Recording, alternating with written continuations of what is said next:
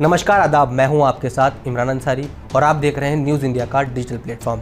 Financial year 2022-23 के लिए income tax return भरने की डेडलाइन 31 जुलाई 2023 को खत्म हो जाएगी, यानी बिना किसी पेनल्टी के लिए ITR भरने के लिए आपके पास सिर्फ एक दिन का समय बचा है। इनकम टैक्स डिपार्टमेंट के अनुसार 30 जुलाई को दोपहर 1 बजे तक 5.83 करोड़ ITR फाइल हो चुकी है। इनकम टैक्स डिपार्टमेंट ITR के लिए कई बार रिमाइंडर भी कर चुका है। अगर आप ये डेडलाइन मिस कर देते हैं तो बाद में आपको रिटर्न फाइल करने के लिए फाइन देना पड़ सकता है। अगर आप बिजनेसमैन हैं और आपने बिजनेस की अकाउंट बुक को ऑडिट की ज़रूरत है तो आप ITR किसी चार्टेड अकाउंट से भी फाइल करवा सकते हैं, लेकिन इनकम टैक्स डिपार्टमेंट खुद से भी ITR दाखिल करने की परमिशन देता है। अगर आप समय पर रिटर्न फाइल कर देते हैं तो उसका आपको बेनिफिट भी मिल सकता है। ITR हर साल फाइल करना होता है।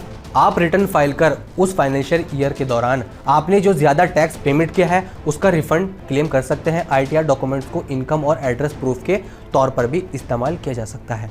अगर आप वीज़ा अप्लाई करते हैं तो भी ITR मांगा जा सकता है और लोन अप्लाई करने के लिए बैंक और फाइनेंस कंपनियां भी ITR मांगती हैं। अगर आप समय से रिटर्न फाइल करते हैं तो आपको पेनल्टी भी नहीं देनी होगी, तो वहीं नुकसान को भी कैरी फॉरवर्ड कर सकते हैं, यानी आयकर के नियमों के मुताबिक निर्धारित तारीख तक ITR दाखिल करने पर आप अपने नुकसान को आगे के वित्त वर्ष के लिए कैरी फॉरवर्ड कर सकते हैं, यानी अगले वित्त वर्षों में आप अपनी कमाई पर टैक्स देनदारी कम कर सकते हैं। 31 जुलाई के बाद ITR फाइल करने वाले टैक्स पेयर्स को लेट फीस देनी होगी। अगर किसी इंडिविजुअल टैक्स पेयर की सालाना आय 5 लाख रुपए ज़्यादा है तब उसे 5,000 रुपये की लेट फीस देनी होगी। अगर टैक्स पेयर की एनुअल इनकम 5 लाख रुपए से कम है तो उसे लेट फीस के रूप में 1,000 रुपये भरने होंगे।